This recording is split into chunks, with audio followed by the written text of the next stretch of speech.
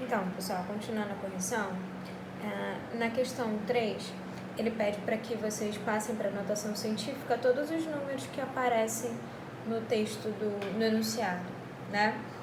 Então, aqui eu já coloquei as respostas, mas vamos lá. A vírgula está aqui. Esse número, todos esses números, na verdade, são números menores do que 1, certo? Então, eu vou andar com a vírgula para a direita. Se eu estou andando com a vírgula para a direita, o meu expoente fica sendo negativo, ok? Então, aqui, se eu andar uma vírgula só, eu tenho o número 0,4. E nós já vimos que o número em notação científica, o n, né, aqui, ele não pode ser menor do que 1. E 0,4 é menor do que 1. Então, eu vou precisar andar duas casas decimais, ok? Então, se eu estou andando duas casas decimais, o meu expoente fica negativo. Da mesma forma aqui. Aqui, a vírgula está aqui, eu estou andando uma casa decimal só. Está parando aqui. Então, vai ficar 1 vezes 10 elevado a menos 1. Aqui vai ficar 2. Então, 8 vezes 10 elevado a menos 2. E aqui eu vou precisar andar uma casa só, porque se eu andar duas, né, passa. Fica 12. E 12 é maior do que 10. Então, andou uma só, fica 1,2 vezes 10 elevado a menos 1. Ok?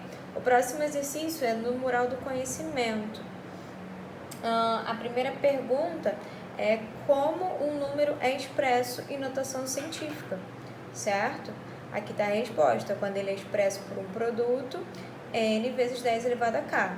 Quem tem que ser o n? Qual é a regra do n? O n tem que ser um número maior ou igual a 1 e menor do que 10. E o meu expoente k? O meu expoente k tem que pertencer ao conjunto dos números inteiros. Quem são os números que fazem parte desse conjunto? Menos 1, menos 2, 1, 2, né? Tanto os números positivos quanto os negativos, certo? Questão 2. A questão 2, deixa eu ver aqui, que eu não lembro mais o que ele estava perguntando na questão 2. Deixa eu pegar aqui o livro para ler. Questão 2, ele perguntava quais são as situações ideais para usar a notação científica. Bom, a gente pode utilizar, como por exemplo, a gente passou 1.200 para notação científica. 1.200 não é um número muito grande, porém, a gente pode escrevê-lo em forma de notação científica. Então, eu escrevi assim, ó, de preferência, quando escrevemos números muito grandes ou muito pequenos, né? Falei a ordem ao contrário, mas dá no mesmo, tá bom? A questão 3 pedia, né, para você dar exemplos de aplicação de notação científica. Vocês podem dar vários exemplos, tá, pessoal? Isso aqui é só uma sugestão de resposta. Na velocidade da luz e no tamanho do átomo. Isso aqui é um número muito grande e isso aqui é um número muito pequeno, ok? Bom, o próximo, a questão 4, pedia pra gente descrever situações cotidianas que a gente utilize porcentagem. Eu coloquei aqui um exemplo de resposta. Quando a gente vai comprar produto em alguma loja, esse produto está sendo oferecido um desconto sobre ele, certo?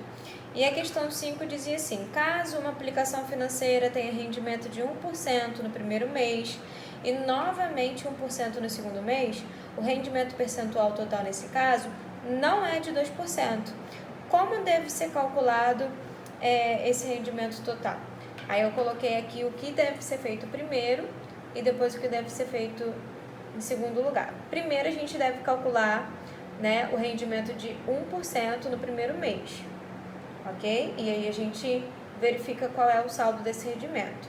Depois a gente tem que calcular 1% sobre esse novo saldo, certo?